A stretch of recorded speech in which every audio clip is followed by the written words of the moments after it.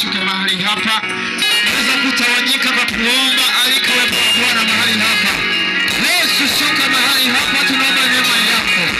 Yesu, tunaomba neema yako katikati ya makutano haya. Tunaomba